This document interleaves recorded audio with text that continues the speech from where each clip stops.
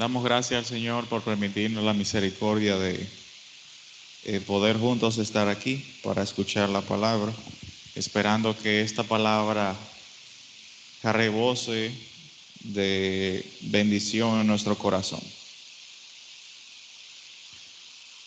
Bien, vamos a leer el libro de Hebreos, capítulo 10, versículo 24.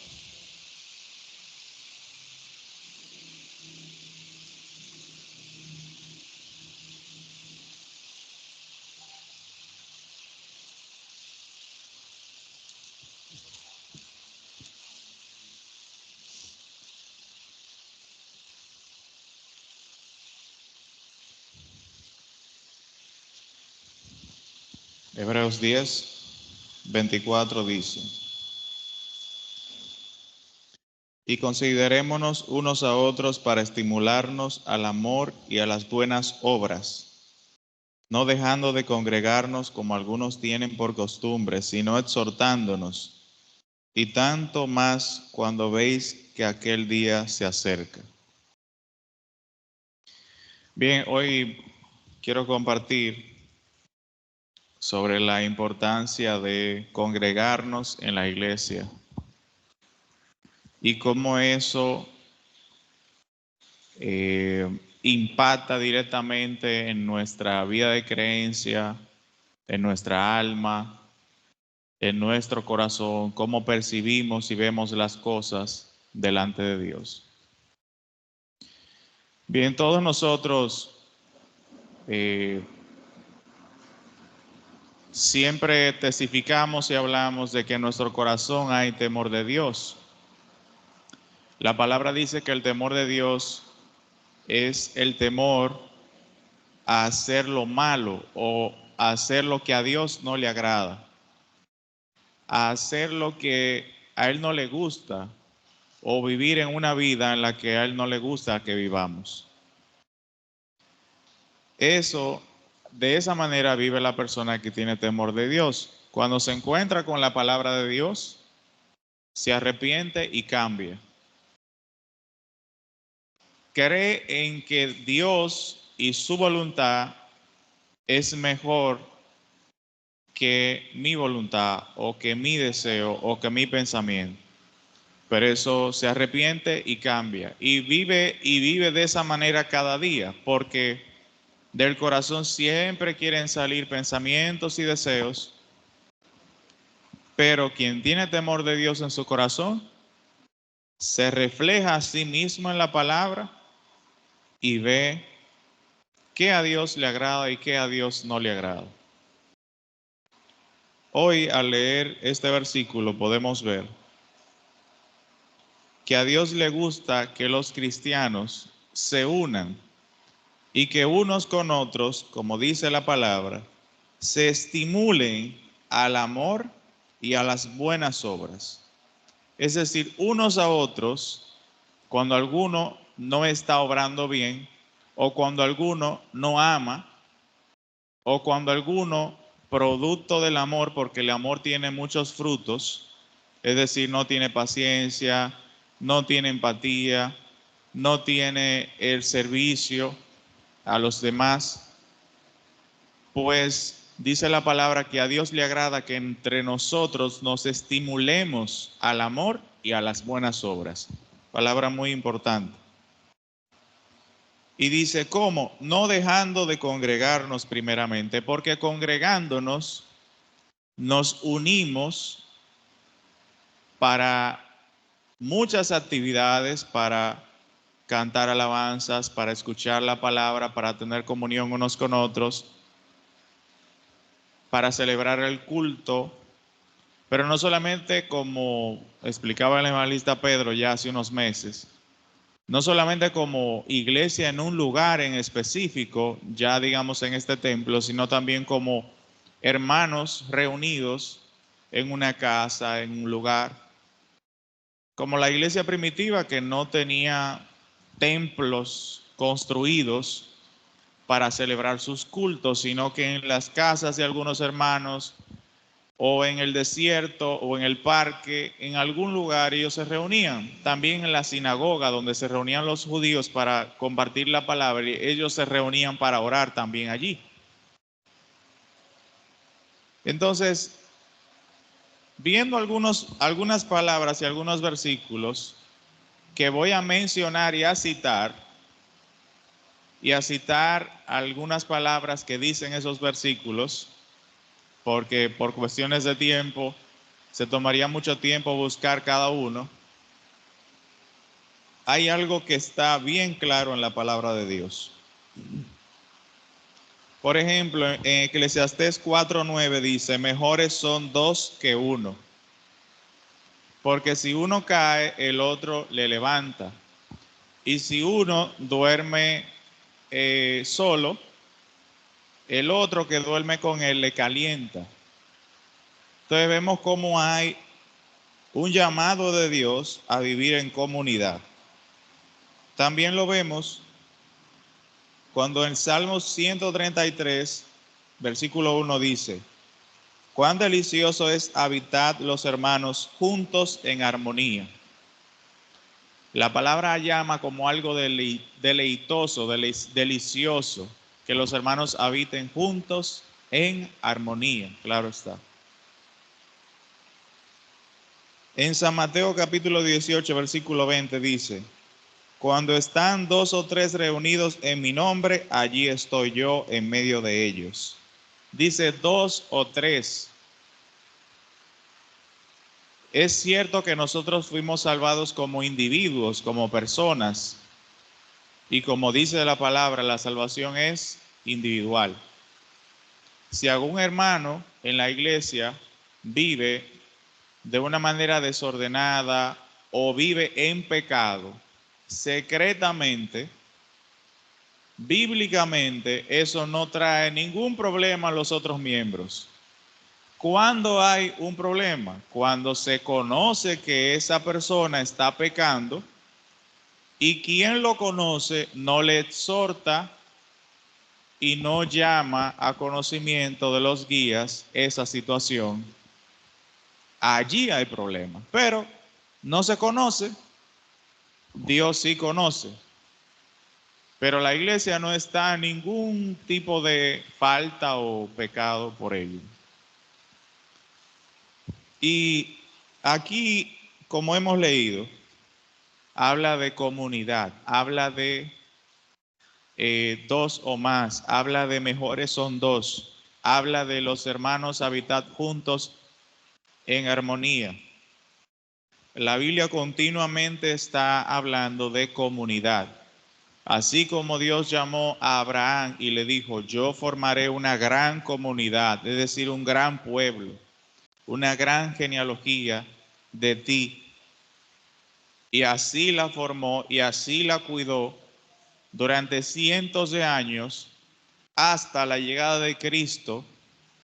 Y luego en la palabra, en el Nuevo Testamento, habla de la comunidad judía y de la comunidad de los gentiles, y cómo la comunidad judía no creía en el Cristo, pero cómo los gentiles han creído en Cristo Jesús, y cómo vemos como Pablo enviaba cartas a los hermanos en Roma, a los hermanos en Corinto, a los hermanos en Galacia. Vemos que había unión, vemos que había comunidades. ¿Y qué nos dice la palabra sobre esta unión y estas comunidades? Uno, que somos un cuerpo en Cristo Jesús. Anteriormente lo hemos escuchado muchas veces. Somos un cuerpo de hermanos que tienen diferentes dones espirituales y en donde ninguno es más o menos, sino que todos tienen una función dentro del cuerpo de Cristo. Todos aquellos que son guiados por el Espíritu Santo, esos son hijos de Dios. Y esos hijos de Dios que se congregan unos con otros, todos tienen la misma estima. Como dice la palabra, eso sí lo voy a buscar. En Efesios 4, versículo 15.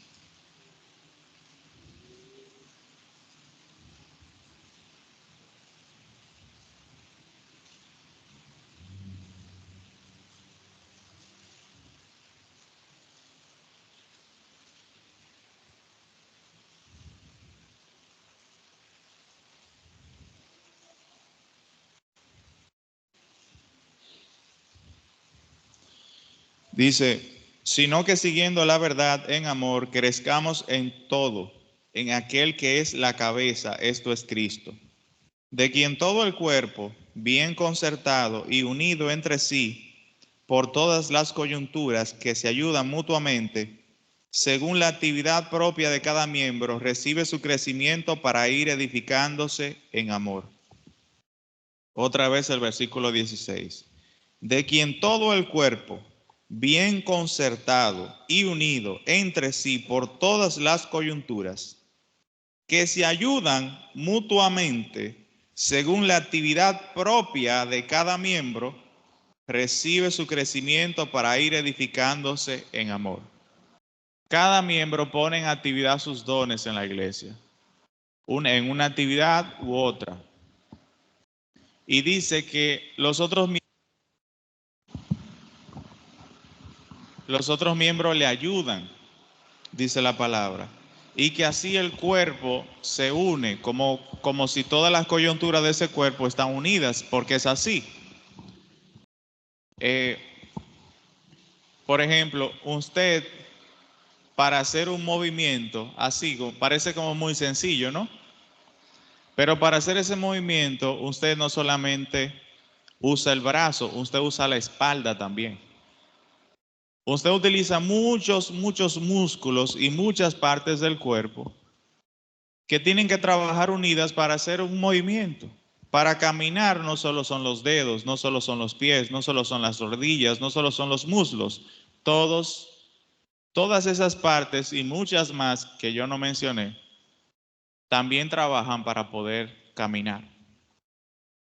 Entonces aquí la palabra nos llama a eso, a que siguiendo la verdad en amor, crezcamos en todo en aquel que es la cabeza, esto es Cristo.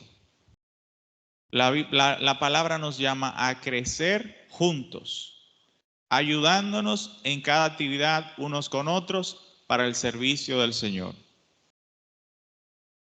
También en 1 Corintios capítulo 12,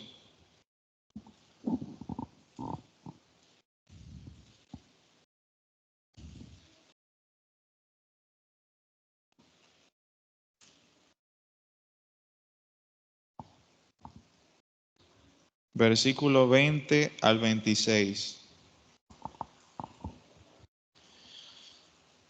1 Corintios 12, del 20 al 26 dice, pero ahora son muchos los miembros, pero el cuerpo es uno solo. Ni el ojo puede decir a la mano, no te necesito, ni tampoco la cabeza a los pies, no tengo necesidad de vosotros. Antes bien, los miembros del cuerpo que parecen más débiles son los más necesarios. Y aquellos del cuerpo que nos parecen menos dignos, a estos vestimos más dignamente. Y los que en nosotros son menos decorosos, se tratan con más decoro. Porque los que en nosotros son más decorosos no tienen necesidad. Pero Dios ordenó el cuerpo, dando más abundante honor al que le faltaba, para que no haya desavenencia en el cuerpo, sino que los miembros todos se preocupen los unos por los otros. De manera que si un miembro padece, todos los miembros se duelen con él. Y si un miembro recibe honra, todos los miembros con él se gozan. Vosotros pues sois el cuerpo de Cristo y miembros cada uno en particular. Somos miembros cada uno en particular, pero todos somos un cuerpo. A los miembros más débiles en la fe se les viste y se les cuida con más honra, con más cuidado. A los muy poderosos y fuertes en la fe no tienen necesidad de mucha palabra cuidadosa o bonita, sino siguiendo, por supuesto, lo que enseña la palabra sobre cómo exhortar a un hermano o cómo guiarle o cómo instruirle o cómo vivir en amor con el hermano, siguiendo lo que enseña la palabra, le instruimos. Por eso muchas veces tenemos más cuidado con lo que decimos a una persona y con otra persona no es que no tenemos cuidado, pero podemos hablar con más directamente. Por ejemplo, el hablar cuando yo hablo con el evangelista Pedro, en mi corazón, yo siento que tengo la facilidad de directamente, mire evangelista, esto y esto, ¿qué usted piensa? Muy rápido, solucionamos y hablamos rápidamente. Pero con otro hermano hay que, vamos, hermano, venga, yo quiero compartir con usted una palabra. ¿Qué usted piensa sobre esa actitud? ¿Usted cree que estuvo bien? Sí, no, más o menos, ok, mucho tiempo y luego entonces predicando y enseñando con paciencia y con amor. No es que esté mal, eso está muy bien, porque la Biblia nos dice, a algunos cuida y proteja, así con mucho cuidado y respeto, y a otros que han crecido, enseñe directamente. Claro, a los que persisten en pecar, la Biblia dice claramente, exhórtalos en frente de todos para que todos aprendan. Pero eso, aunque muy débil, aunque sí, pero se le enseñó a una persona así en privado, luego algunos hermanos se reunieron con él, luego la iglesia se reunió con él y todavía sigue persistiendo en el mismo pecado, necesita una intervención cada vez más fuerte. De esa manera, honramos al Señor, así como Él vivió, que amó y nos ama a nosotros siendo muy débiles, así también nosotros de la misma manera vivimos hacia los hermanos, hacia los guías, de esa misma forma. Por eso otra vez digo, es evidente que la Biblia nos llama a vivir en comunión unos con otros y congregarnos y exhortarnos y amarnos. Y por eso voy a citar algunos versículos también. Vamos a ver en Hebreos 13:7. Hebreos capítulo 13, versículo 7. Lo voy a leer rápidamente. Así que es bueno que anoten principalmente para que escuchen. Acordaos de vuestros pastores que os hablaron la palabra de Dios. Considerad cuál haya sido el resultado de su conducta e imitad su fe. Nosotros aquí, cuando escuchamos al pastor, vemos actitudes y formas que él ha tenido en su vida y cómo él se ha manejado en la fe. De esa manera, nosotros escuchando la palabra, podemos también imitar la fe de nuestros guías, pero también imitar la fe de los hermanos en la iglesia cuando testifican. A mí personalmente, muchos testimonios de diferentes hermanos a los cuales no voy a mencionar, me han levantado muchísimo la esperanza y la fe. Me han dado gozo el yo ver cómo Dios ha obrado en sus vidas. Por eso, el no participar de esas experiencias, no solamente de escuchar un testimonio, hermanos, usted puede encontrar en YouTube 1.000.000 de testimonios, 1.000.000 de testimonios. Pero cuando usted no conoce a la persona, cuando usted no conoce sus sufrimientos, cuando usted no conoce sus experiencias, cuando usted no ha intimado con la persona, el testimonio de esa persona para usted no tiene el mismo efecto que cuando usted conoce a la persona, que cuando usted ha tenido comunión con esa persona, cuando usted ha llorado con esa persona, cuando usted se ha gozado con esa persona, juntamente como uno solo, como un cuerpo. No es igual. Y también el versículo 17.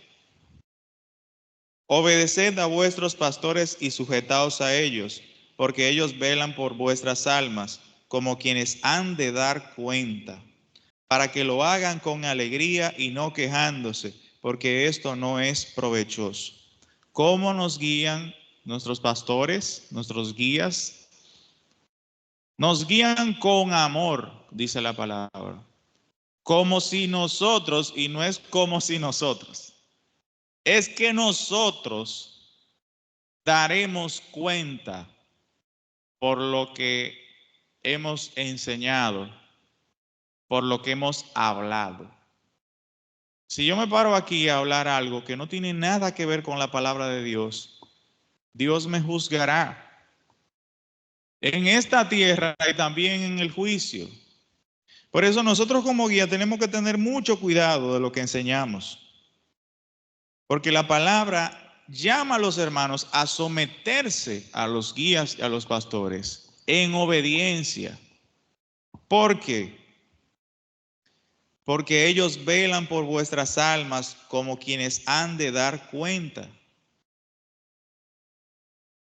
Eso enseña la palabra. Por eso dice la palabra que un guía tiene que ser irreprensible. Vamos a ver si yo...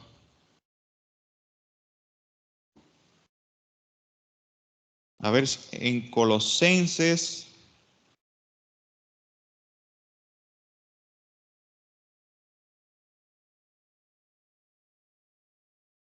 Primera de Timoteo 3, versículo 2. Primera de Timoteo 3, versículo 2. Pero es necesario que el obispo sea irreprensible, marido de una sola mujer, es decir, no adúltero, no viviendo en fornicación, sobrio, prudente, decoroso, hospedador, apto para enseñar, no dado al vino, no pendenciero, no codicioso de ganancias deshonestas, sino amable, apacible, no avaro, que gobierne bien su casa, que tenga a sus hijos en sujeción con toda honestidad. Pues el que no sabe gobernar su propia casa, ¿cómo cuidará de la iglesia de Dios? No un neófito, no sea que envaneciéndose caiga en la condenación del diablo. También es necesario que tenga buen testimonio de los de afuera, es decir, de los que no creen, de los que no son cristianos, para que no caiga en descrédito y en lazo del diablo. O sea, tiene que ser una persona, como dice la primera palabra, irreprensible. Una persona que haga el bien, una persona que viva delante de Dios, no solamente diciendo, crean en Dios y sean buenos, y sí mismo caminando de manera desordenada. ¿Quién creerá? ¿Cómo honra eso a Dios? A esa persona cuyo ejemplo, gran ejemplo, nos lo ha dado el pastor a nosotros. Dice la palabra, someteos a ellos, porque ellos están compartiéndole la palabra, nos están compartiendo la palabra como quienes han de dar cuenta por nuestra alma, por nuestro crecimiento espiritual delante de Dios. Ellos no están hablando por hablar, ellos están enseñando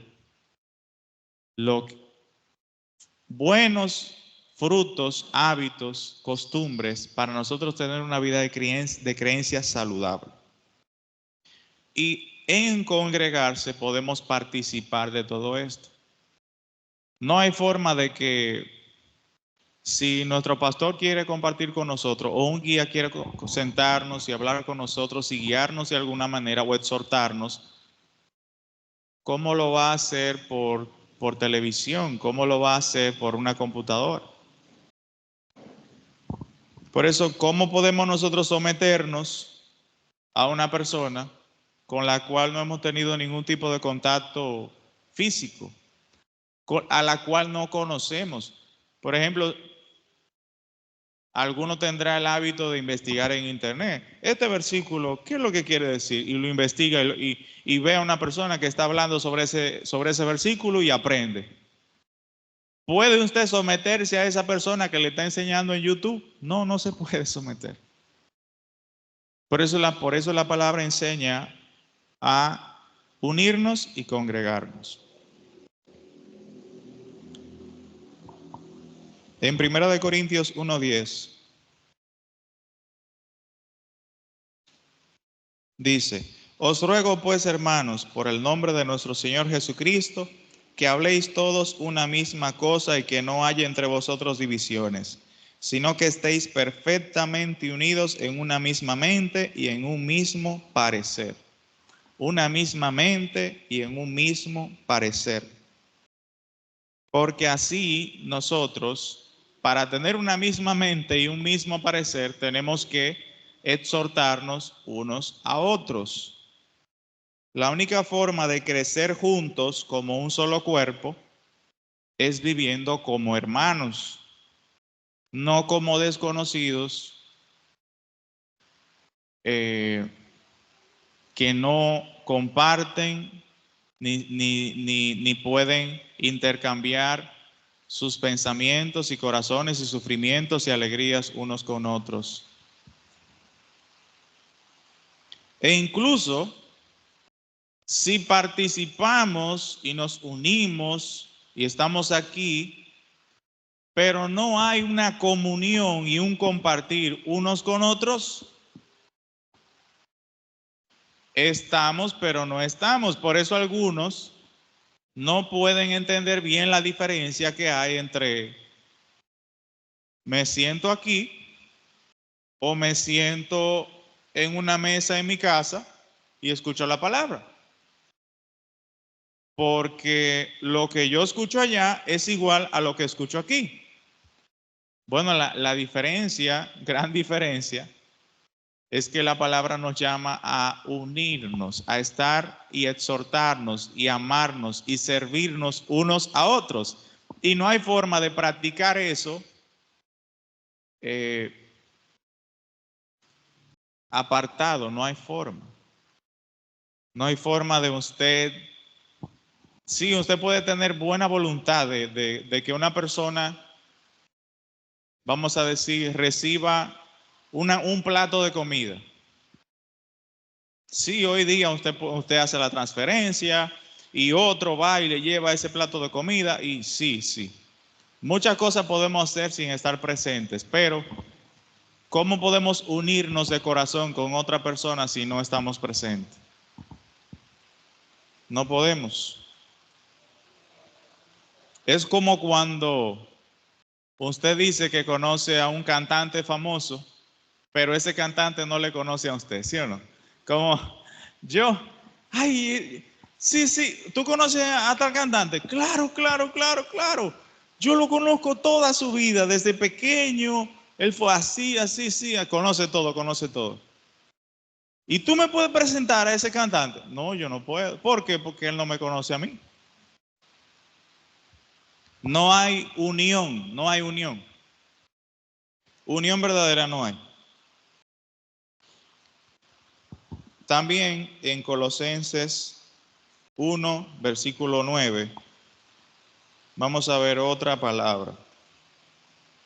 Dice: por lo cual también nosotros, desde el día que lo oímos, no cesamos de orar por vosotros y de pedir que seáis llenos del conocimiento de su voluntad en toda sabiduría e inteligencia espiritual, para que andéis como es digno del Señor, agradándole en todo, llevando fruto en toda buena obra y creciendo en el conocimiento de Dios. Creciendo en el conocimiento de Dios. Dice que Pablo ora por los hermanos para que crezcan en el conocimiento de Dios, fortalecidos con todo poder conforme a la potencia de su gloria, para toda paciencia y longanimidad, con gozo dando gracias al Padre que nos hizo aptos para participar de la herencia de los santos en luz. Dios nos ha permitido ser aptos para participar de la herencia de los santos, es decir, de los cristianos, en unión. Por eso oramos unos por otros. La Biblia así lo llama. ¿Cómo puedo yo orar por una persona que no conozco? Sí puedo, pero es muy bueno, muy importante conocer nuestros corazones. Hay personas que dicen, ora por tal persona que tiene tal enfermedad. Sí, yo oro, claro. Ora por esta persona que tiene un problema. Sí, yo oro. Pero no conozco qué enfermedad, no conozco qué problema, no conozco bajo qué circunstancias se dio ese problema. Puede que yo esté orando por una persona que está en la cárcel porque hizo algo malo. Pero yo oro por misericordia, por amor, porque Dios así nos ha enseñado. Pero el congregarnos juntos es muy importante. Allí crecemos todos en el conocimiento de Dios, como dice esta palabra. Y tenemos comunión unos con otros. Así como vemos en el libro de Hechos, como los primeros cristianos al creer vivían. Hechos 2:42 dice, y perseveraban en la doctrina de los apóstoles, en la comunión unos con otros, en el partimiento del pan y en las oraciones.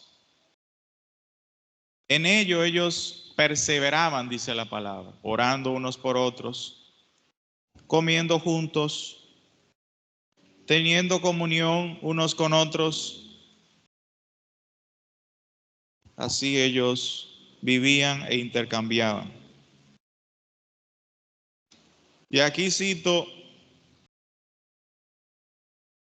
otras razones mencionadas en la Biblia, pero estos versículos no podemos buscarlos. La Biblia nos llama a amarnos unos a otros. Por eso la palabra dice, nadie ha visto a Dios. Si nos amamos unos a otros, Dios permanece en nosotros y su amor se ha perfeccionado en nosotros. Nadie ha visto a Dios. Pero ¿cómo se perfecciona el amor de Dios en nosotros? Amando a los demás, amándonos unos a otros. ¿Por qué? Porque el convivir, el tener comunión, el congregarnos en la iglesia, es reflejo del amor que Dios tuvo por nosotros al entregarnos a su Hijo Jesucristo para pagar por todos nuestros pecados, siendo nosotros indignos de esa gracia. También amándonos unos a otros, como dice la palabra, nosotros estamos recibiendo esa gracia que tenemos en nuestro corazón, dada por Cristo Jesús y su sacrificio, por malos como éramos nosotros. Así también el amarnos y el servirnos unos a otros simboliza el perdón y la misericordia de unos a otros que no merecen, que no son dignos de recibir ese amor y ese servicio. Pero ese amor y ese servicio no proviene de un hermano, ese amor y ese servicio proviene de Dios. Entonces, cuando convivimos en amor los unos por los otros, cuando tenemos misericordia, cuando tenemos paciencia con el hermano, cuando tenemos empatía por el hermano, cuando abandonamos nuestro ego y nuestro orgullo y nuestro sí mismo para sentarnos con un hermano que hemos sentido que nos ha herido, para compartirle la palabra, para exhortarle, para buscar un entendimiento de lo que ha pasado. Eso refleja el amor que Dios tuvo por nosotros enviando a su único Hijo para morir en esta tierra para darnos su salvación. Eso, el perdón, la misericordia, la paciencia, el servicio, todos los frutos del amor que ya conocemos. El amor no es jactancioso, no es envidioso, no se envanece, no hace nada indebido, ¿sí o no? Es paciente. Ese amor que Cristo tuvo con nosotros, sabiendo que nosotros lo íbamos a dejar solo en su momento más difícil, ese amor Él quiere que nosotros lo recibamos y que lo podamos compartir con otras personas, en unión unos con otros, a imperfectos y a malos. Y usted mira a su lado y dice, Señor, tú tuviste misericordia de esta persona. Pero Señor, tú tuviste misericordia de mí. Cuando usted entienda eso, entenderá por qué tiene que tener misericordia de otro y por qué tiene que amar a otro. No es que tiene que amar. Es que si no ama, el amor de Dios no se ha perfeccionado en nosotros. Si yo no amo, el amor de Dios todavía, yo no lo conozco enteramente, cuán grande es. Yo no he recibido la gracia de ese amor en mi corazón, no. Un poquito he recibido, un poquito yo recuerdo, pero más grande recuerdo el pecado que ha cometido hacia mí otra persona. Y eso se aplica para todo. La familia, hasta los vecinos en su residencial, en su apartamento. Eso se aplica para todo, pero la Biblia llama a que principalmente usted lo aplique, ese amor de Cristo. Usted lo recibió, aplíquelo en su comunidad de hermanos cristianos. Por eso amarnos a nosotros mismos, si nos amamos, se ha perfeccionado en nosotros el amor de Dios, porque a Dios nadie lo ha visto. Pero si nosotros amamos, ¿saben por qué podemos amar? Porque hemos visto a Dios, porque hemos visto su amor. A los discípulos le dijeron a Jesucristo, Señor, enséñanos al Padre, queremos ver al Padre. ¿Y qué le dijo Jesucristo? ¿Tanto he estado con ustedes y todavía no me conocen? Porque el Padre es amor. El Padre es Cristo. Si nosotros amamos, estamos viendo al Padre. Nuestros ojos y corazón están viendo a Cristo, a Dios. Si perdonamos, estamos viendo al Padre. Si tenemos empatía, misericordia, paciencia y todos los frutos del Espíritu Santo, estamos viendo al Padre. Otra vez digo, en la iglesia nos exhortamos unos a otros, por eso la Biblia dice, exhortaos los unos a los otros para que ninguno se endurezca por el engaño del pecado. Si nosotros no exhortamos a los hermanos,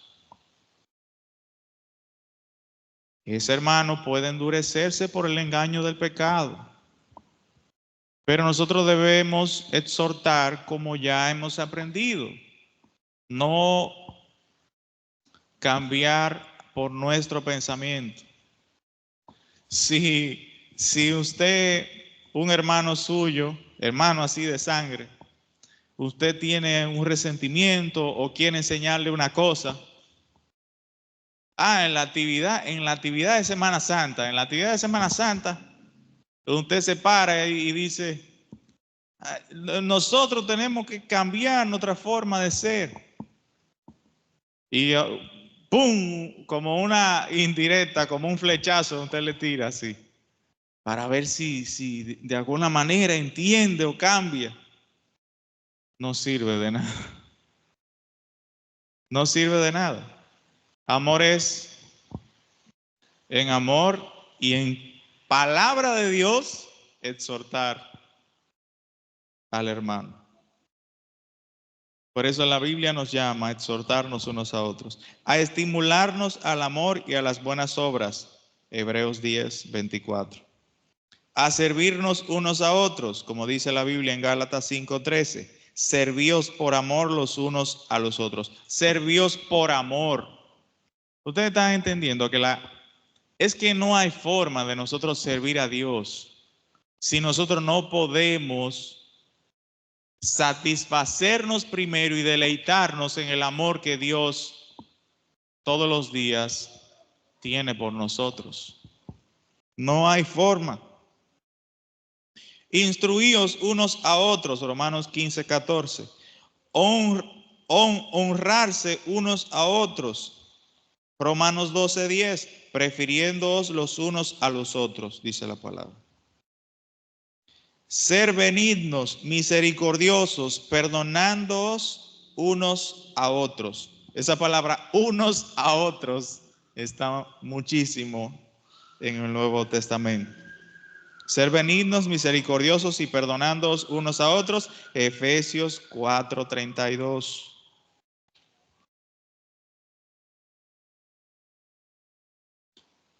Hermanos, nosotros necesitamos ser miembros del cuerpo de Cristo para el fin de predicar el Evangelio, pero de manera simultánea viviendo en el Evangelio. No podemos predicar el Evangelio viviendo fuera del Evangelio, viviendo apartado del Evangelio. Ese es el objetivo común y de manera particular que tienen todos los miembros de la iglesia y la congregación de Dios. Llevar el Evangelio. Y el Evangelio lo vivimos unos con otros, como dice la palabra, amándonos, exhortándonos, siendo benignos, siendo pacientes, sirviéndonos unos a otros, honrándonos unos a otros, prefiriéndonos unos a otros. Así vivimos el Evangelio. Y viviendo el Evangelio como iglesia, predicamos el Evangelio. Eso es muy, muy importante. Pero hacemos todo eso, vivir el Evangelio y predicar el Evangelio, gracias al amor que está en nuestros corazones y que Dios ha depositado en nuestros corazones, gracias al Evangelio mismo. Entonces el Evangelio de Cristo, que me amó y me perdonó y me lavó, produce en mí una gracia y un gozo sin cesar, que permite que yo en la ofensa perdone. Cuando me dan una cachetada, perdono y tengo misericordia. Cuando algún mal yo recibo, bien yo hago. Cuando alguna maldición yo recibo, yo bendigo. Porque el poder del amor que yo he recibido en mí, por eso la palabra dice, hermanos, y esto es algo muy importante. La palabra de Dios no es solo palabra, sino poder de Dios para todo aquel que cree. ¿Usted tiene fe y cree en el amor que Cristo ha derramado sobre nosotros, en la palabra de Dios que continuamente nos llama a esto? ¿Usted tiene amor y fe a que vivir de acuerdo a lo que Cristo ha enseñado es de gran honra y de gran valor para su vida? ¿Tiene fe? Entonces puede lograr y puede vencer todos los pensamientos y designios que están en su corazón, que van contrario al amor de Cristo. Podemos. Debemos también ser presentes en el servicio los unos a los otros, usando nuestros dones. Aquí usamos los dones que Dios nos ha dado. Por ejemplo, y no diré quién. Hay una persona, o hay algunos hermanos, por no decir una sola persona. Pero es difícil que no se sepa, ¿no? Bueno, mi esposa. A veces yo estoy en la casa y viene ella y me dice, ese hermano como que se veía como triste en la iglesia hoy. Y yo, ¿qué? ¿Cómo así? Sí, ese hermano parece que está pasando por una situación o algo. Y yo, esa hermana como estaba como un poco intranquila en la cocina. Estaba como un poco complicada en su corazón. ¿Qué será lo que tiene? Y yo pensando, pero yo la vi muy bien, yo la vi muy feliz. Yo vi a ese hermano tranquilo, yo no entiendo. Y después, de una forma como milagrosa, un culto de miércoles, ese hermano, esa hermana se levanta, y yo estaba muy intranquilo, yo estaba por esta razón, por esta razón, por esta razón. Y yo pensando, pero Dios mío, pero que yo estoy ciego en mi vida, yo estoy ciego. ¿Cómo es? Pero yo a eso ya entiendo y le puedo dar nombre. Ella tiene ese don de Dios. Ella puede ver en el corazón. No como un mago, no. Como de Dios, así viene el conocimiento. Pero yo saludo. Ah, ¿cómo está? Bien. Y yo bien. Él está bien. Y otra persona de ver caminar, está caminando diferente hoy. ¿Cómo que está caminando diferente? Igual, no, diferente. Entonces, hermanos, tenemos dones que Dios nos ha dado, usémoslos. Usted tiene mucha empatía con los demás. Hermano, usted está bien, le pasa algo. Usted es ciego como yo. Lea mucho la Biblia y predique bien. Usted tiene don de enseñar. Enséñele a los niños, enséñele a los hermanos. Cada uno ponga en actividad su don. En conclusión, la voluntad de Dios es que convivamos como familia juntos, que pongamos en práctica nuestros dones, que conozcamos bien a Dios y que siendo familia nos exhortemos, nos amemos, nos estimulemos al amor y a las buenas obras. Nos sirvamos unos a otros, nos instruyamos unos a otros, nos honremos unos a otros y seamos benignos, misericordiosos, perdonándonos unos a otros nuestras faltas, así como Dios nos perdonó nuestras faltas. Porque al final de nuestra vida, hermanos, al final, nuestro Señor, cuando estemos en el juicio final, nos dará gran galardón o nos dará palabras en las cuales nos sentiremos avergonzados si vivimos y caminamos por el fruto del amor que Dios nos dio a través del Evangelio o por nuestros pensamientos, corazón y fuerza. En esta vida no se puede lograr nada por nuestra fuerza, porque nosotros no tenemos poder. Por eso llamo a que nosotros como iglesia vivamos por el poder de Dios, como dice la palabra. Esa paz que el mundo no puede entender ni puede dar, ¿de dónde viene? De Dios, de Cristo. Esa misericordia, esa paciencia, esa empatía, ese gozo que no sale del mundo ni de nuestro corazón, ¿de dónde sale? De Cristo, por la obra que ya Cristo hizo en nosotros.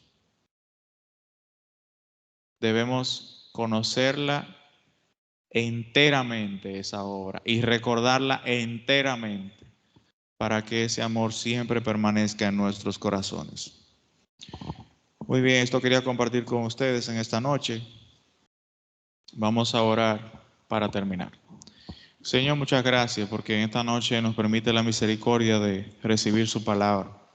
Permita, Señor, que esta palabra pueda ser de provecho y que nosotros podamos vivir por el poder de Dios, no por nuestra fuerza, no por nuestros pensamientos y corazón, no por lo que le agrada a la carne, sino por lo que usted nos llama a hacer su voluntad. Permita que podamos creer en toda la palabra, no solamente en las cosas que nos agradan, que nos caen bien, que nos gustan, sino en toda la palabra, y que la practiquemos y la llevemos y que la hagamos obra en nuestra vida y en nuestro corazón, siendo miembros de un solo cuerpo para honra y gloria suya, que vivamos, Señor, según su poder y según su espíritu. En Él encontraremos todo lo que necesitamos para llenar nuestro corazón de gozo y felicidad en medio de las tribulaciones. Gracias, Señor, por permitirnos su palabra en esta noche. Bendiga a cada uno de nosotros y guíenos, Señor, y que esta palabra pueda dar buenos frutos en nuestra vida. Le agradecemos y le oramos en el nombre de su Hijo Jesucristo. Amén.